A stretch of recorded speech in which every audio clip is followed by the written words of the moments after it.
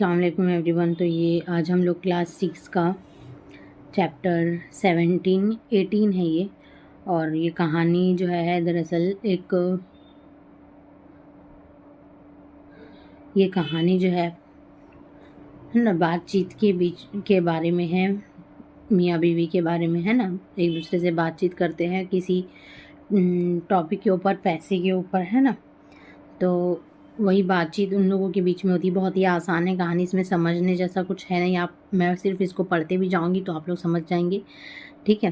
तो पढ़ लेते हैं हम कहानी को, और उससे पहले हम अल्फाज मायने देख लेते हैं इसके, ठीक है। तो पहला अल्फाज है क्या, दस्तक देना, यानी दरवाजे पर दस्तक देना है ना, दरवाजे पर आवाज़ लगाना या खटखटाना, ठीक है।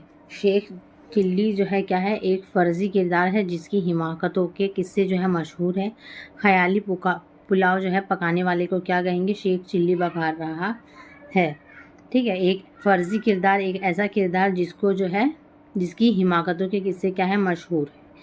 मुअम्मा यानी पहेली, उलझी हुई बात, मुअम्मा यानी पहेली, उलझी हुई बात। कोकदार खिलौना यानी चाबी से चलने वाला खिलौना, कोकदार खिलौना यानी चाबी से रिमोट कंट्रोल वाला जो खिलौना आजकल आता है वो।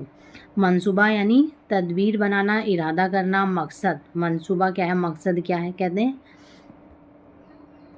उसके बाद है ऐन वक्त पर यानी ठीक वक्त पर। इस्तीफ़ा देना यानी नौकरी छोड़ने की दरख्वास्त देना, यानी जब आप नौकरी छोड़ते हैं तो एक लेटर लिख कर देना होता है ना, उसके लिए, तो वो क्या कहलाता है, इस्तीफ़ा। तजवीज़ यानी राय देना, सलाह।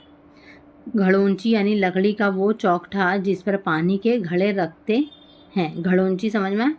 घड़ा यानी मटका हो गया, और जिसके ऊपर मटका रखा जाए, घड़ा रखा जाए, वो क्या होगा, घड़ोंची।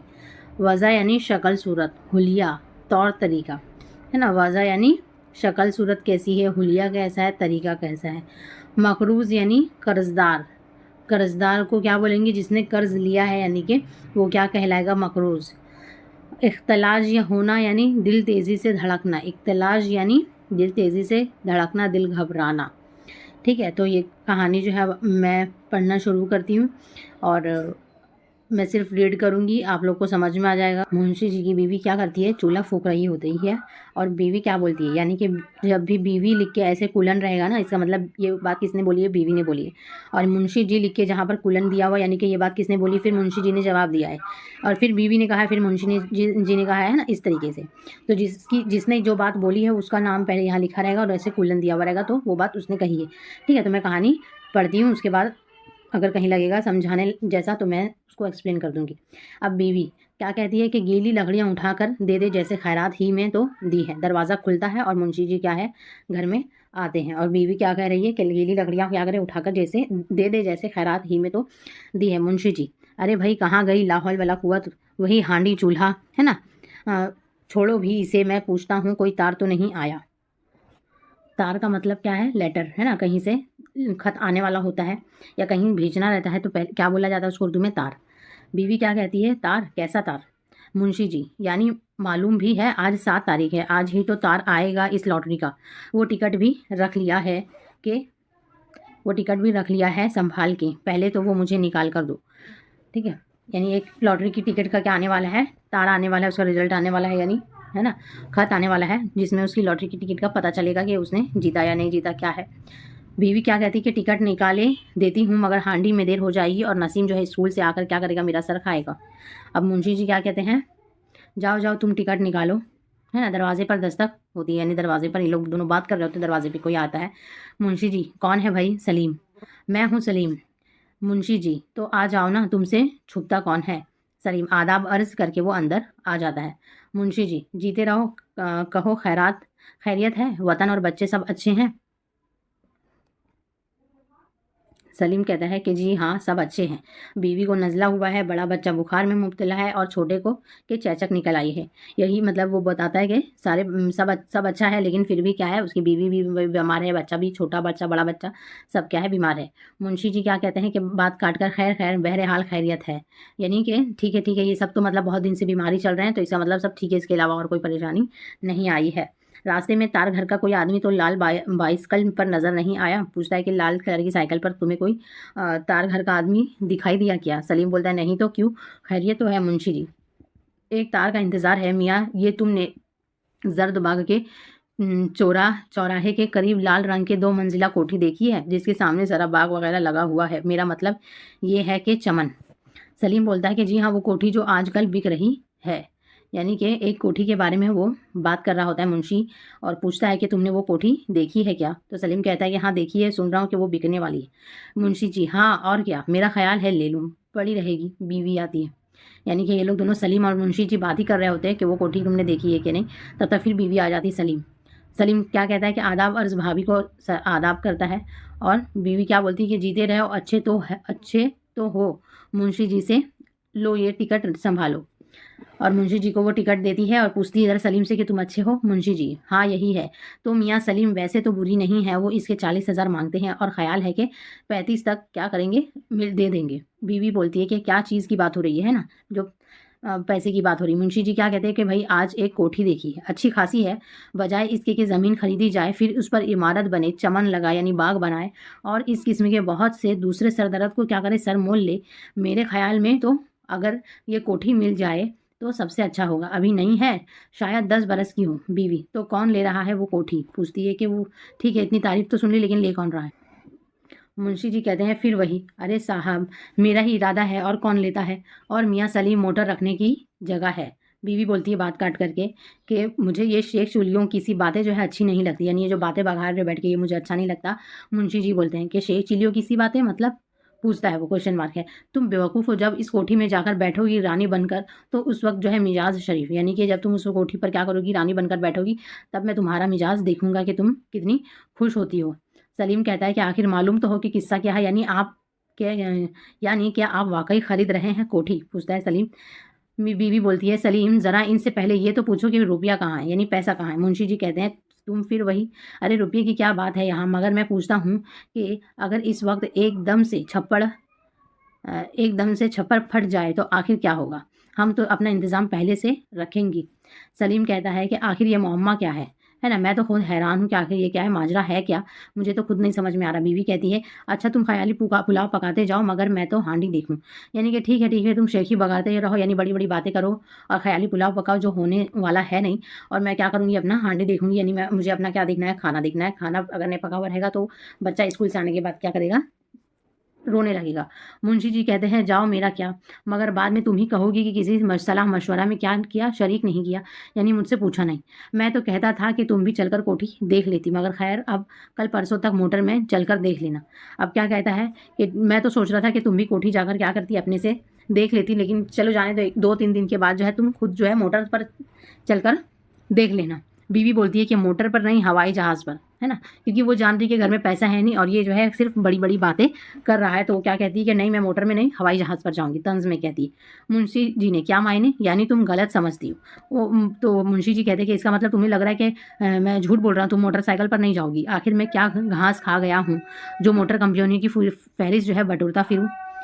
मियाँ सलीम ने मेरे नज़दीक तो मोटर की खूबी ये है कि तेल कम खर्च हो और इसका हर पुर्जा आसानी से मिल सके, मगर मैंने तय किया है कि मैं एक छोटी सी गाड़ी रखूँगा रोज़मर्रा के लिए, और एक ज़रा कीमती और बड़ा भी होना चाहिए।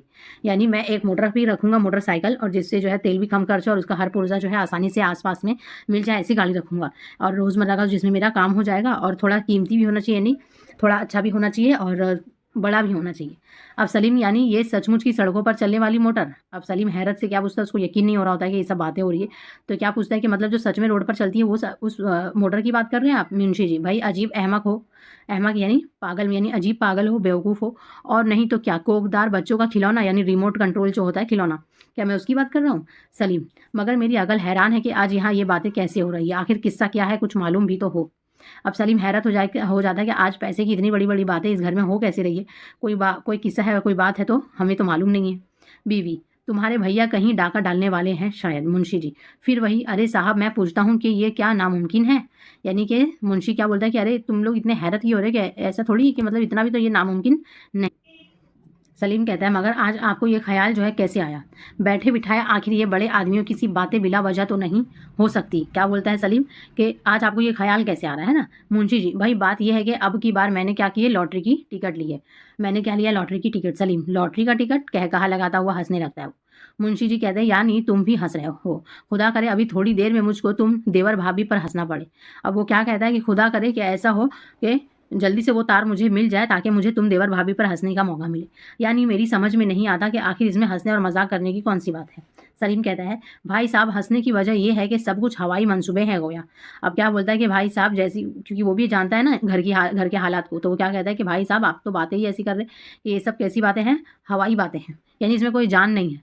मुंशी जी कहते हैं मियाँ दुनिया उम्मीद पर कायम है ना, उम्मीद पर दुनिया कायम है। तुम चले हो वहाँ से हवाई मंसूबे लेकर, और जो इस बहाने से मेरी किस्मत में दौलत लिखी हो तो, यानी क्या कह रहा है कि हो सकता है तुम जो है मेरे बारे में ये ख्याल कर रहे हो कि मैं ये हवाई मंसूबे है और ये कहीं मेरी किस्मत ही हो गई, तब तुम क्या बोलोगे? सलीम भाई साहब खुदा करे अब के आपको ही इनाम मिले, मगर लॉटरी के इनाम की उम्मीद पर इस तरह का इंतजाम करते हुए मैंने आपको देखा है।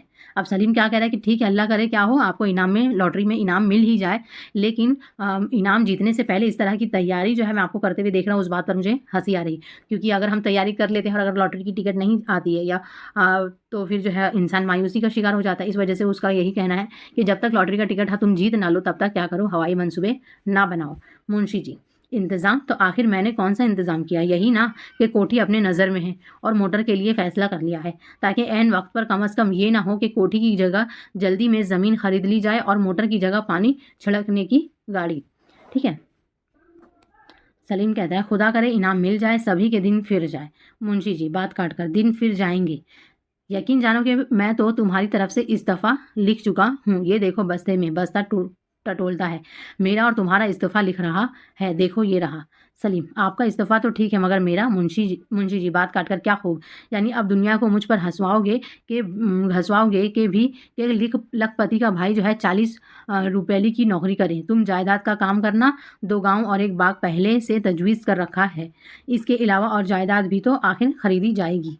अब क्या करता है मुंशी, अपना और अपने भाई का इस्तीफ़ा लेटर यानी कि लिख लेता है, यानी कि नौकरी जहाँ पर वो लोग कर रहे होते हैं 4 पैसे में, वो नौकरी छोड़ 40 रुपए की जो नौकरी कर रहे होते हैं वो उसके लिए इस्तीफ़ा लिख रहे होते हैं कि अब नौकरी वोकरी दोनों भाई नहीं करेंगे।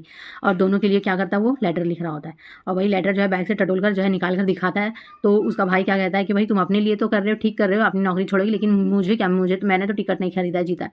तो क्या कहता है कि तुम अब हंसवाओगे, लखपति का भाई जो है क्या करे, वो 40 रुपये की नौकरी करे, तुम वो नौकरी छोड़ देना और क्या करना है, जायदाद का कामकाज संभालना तुम भी, और 2 गाँव और 1 पहले से तजवीज़ है, यानी कि 2 गाँव और 1 बाग जो है ना पहले से मैंने सोच रखा है, और उसके अलावा क्या करना है, जायदाद भी तो और भी खरीदनी है। सलीम तो भाई को बुला लीजिए ना, इनको तो शायद किसी बात की खबर नहीं। मुंशी जी आवाज़ देकर अरे साहब मैंने कहा सुनती हो? अच्छा, तो भाभी को बुला लीजिए ना, उनको तो शायद किसी बात की खबर नहीं। अब उनकी भाभी जो है वो क्या अंदर चली जाती है अपना काम करने के लिए, और ये इतनी बातें बताते हैं बोलते हैं, तो वो क्या कहते हैं कि भाभी को भी बुला लीजिए, ये सब बात की जानकारी जो है उनको भी होनी चाहिए। तो वो अपनी बेगम को आवाज़ देते हैं, बीवी हाँ हाँ सुन रही हूँ, नसीम को खाना खिला रही थी, करीब आकर कहो क्या कहते हैं, वही मोई जट्टे उड़ रही होंगी। मुंशी जी देखा मियाँ सलीम तुमने इसीलिए नहीं बुलाता था, यानी फिर जो है उसकी बीवी जो है उसको मजाक में लेके कहती कि हाँ हाँ बोलो सुन रही हूँ, क्योंकि जो तुम शौकी बगार रहे हो वो सुन रही हूँ मैं, बोलो क्या बोल रहे हो। तो मुंशी जी नाराज़ हो जाते कहते हैं कि देखो ये अभी भी क्या कर रही, मेरी बात पर यकीन नहीं करी। सलीम भाभी बैठ जाइए ना, भाईजान ने तो 2 गांव और बाग भी तजवीज़ कर रखा है। अब क्या बोलता है सलीम के भाई ने क्या किया, 2 गांव और बाग भी क्या कर रहा है, सोच रखा है कि कहाँ लेना है, और हम दोनों के इस्तीफ़ा तैयार है। बीवी तो फिर इनके पास तार आ चुका होगा, ये बन रहे हैं। सलीम तार आ चुका होता तो मैं इस कबाड़ खाने में इस तरह बैठा होता, लाहौल वाला कुंवर, हर चीज़ अजीब है इस घर की, ये खड़ूंची मुलाहिजा हो, मालूम होता है कि पुरानी वजह काहिल रखा हुआ है। ये 4 पाइयाँ हैं जिन पर हम लोग सोते हैं, मैं तो बाग के माली के लिए भी इस किस्म की 4 पाइयाँ मुनासिब नहीं समझता। ये देखिए मियाँ सलीम, ये बेगम साहिबा के कपड़े, मालूम होता है कि जैसे घुसन। अब वो अपने घर का हाल जो है ना पूरा सलीम से बताता है कि मेरे घर का कैसा हालत है।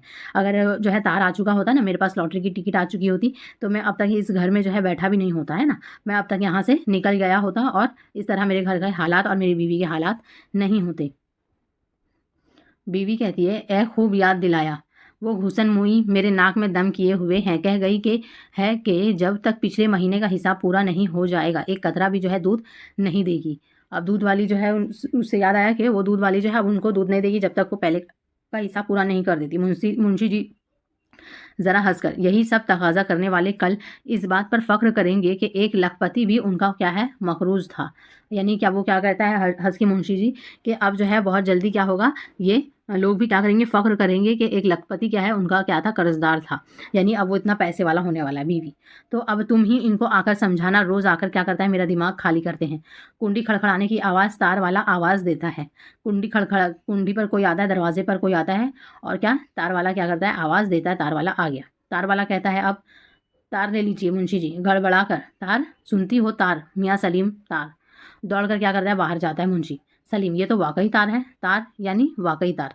बीवी, वाह रे तेरी शान, तूने दिन पलट दिए। बीवी क्या कहती है तार के बारे में सुन के बाद, तेरी शान, तूने क्या करे, मेरे दिन पलट दिए, यानी मेरे दिन अब क्या हो गए, अच्छे हो गए। मुंशी जी दौड़ते हुए आते हैं, भाई 1 रुपया है मगर तुम्हारे पास कहाँ। मियाँ सलीम, 1 रुपया हो तो तार वाले को दे दे। अब सलीम से अपनी बीवी से पहले मांगता है, फिर याद आता है कि इसके पास तो होगा नहीं, फिर वो सलीम से 1 रुपया मांगता है। बीवी, ए देखो इनाम कितना निकला है, बिस्मिल्लाह कहकर खोलना तार, वाह रे तेरी शान, है ना। यानी वो अपने हस्बैंड से, शौहर से कहती क्या कि बिस्मिल्लाह करके तार को खोलना। मुंशी जी, भाई तुम्हारे हाथ मुबारक है, तुम ही खोलो। अब वो अपनी बीवी को दे देता और क्या कहता है कि तुम्हारे ही हाथ मुबारक है, तुम ही खोलो। मेरे तो हाथ इस वक्त कांप रहे हैं, दस्तखत करने की जगह लिख गया था लखपति। यानी क्या कह रहा है वो मुंशी के, मैंने जब वो तार वाला आता है दस्तखत करवाता है डायरी में अपनी कि ये तार जिसको मिलना था वो मिल गया। तो अब मुंशी क्या बोलता है कि मेरे तो हाथ कांप रहे हैं, मैं तो नहीं खोल पाऊंगा क्योंकि अभी मैं दस्तखत भी लिखने जा रहा था लखपति। सलीम कहता है, क्या कहा, लखपति लिख गए थे? तो भाई साहब गलत ही क्या लिखा। मुंशी जी, अरे भाई तू इसे खोलो ना जल्दी। बीवी, तो तुम खुद ही क्यों नहीं खोलते। मुंशी जी, तुम नहीं, तुम खोलो बिस्मिल्लाह करके, मुझे तो कुछ इख्तलाज सा हो रहा है। बीवी, लो पढ़ लो। बीवी अब यानी कि खोल के उसको दे।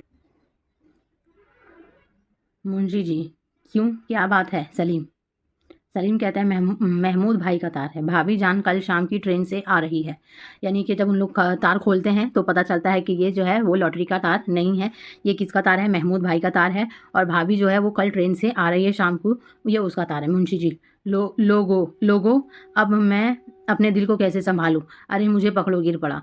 अब जो है मुंशी जो है क्या बोलता है कि लो भाई अब मैं कैसे अपने आप को संभालूं, और वो गिर पड़ता है इस टेंशन में आके। इस कहानी को लिखने वाले हैं शौकत थानवी। ठीक है, तो इस तरीके से पता चलता है कि लॉटरी की टिकट नहीं आती है और वहाँ यहाँ पर इसकी उम्मीद पर जो है सारा क्या होता है, पानी फिर जाता है। और इसीलिए कहा जाता है कि पहली पहली चीज़ के ये इस तरीके का खेल खेलना ही नहीं चाहिए लॉटरी की टिकट का, क्योंकि इंसान इसमें जितनी ऊंचाई से ऊपर को जाता है उतनी ही जल्दी से जो है, इतनी ही तेज़ी से जो है वापस वो नीचे को गिरता है। और इस तरह जो है इंसान आदत जो है अपनी इच्छाओं को बढ़ा भी लेता है, और अगर उसमें जब नाकामी मिलती है तो वो इस हद तक जो है परेशान हो जाता है कि खुदकुशी करने का भी मन करता है। तो इस वजह से ये कहानी से हमें यही पता चलता है कि इस तरह का लॉटरी वगैरह जो है नहीं खेलना चाहिए, है ना। फिर जितनी जल्दी कामयाबी, अगर कामयाबी का रास्ता अगर शॉर्टकट होता तो हर कोई कामयाबी होता है ना। तो ये कहानी यहाँ ख़त्म होती है। आपको एक्सप्लेनेशन कैसा लगा है कमेंट में बताइए, लाइक करिए और शेयर करिए वीडियो को।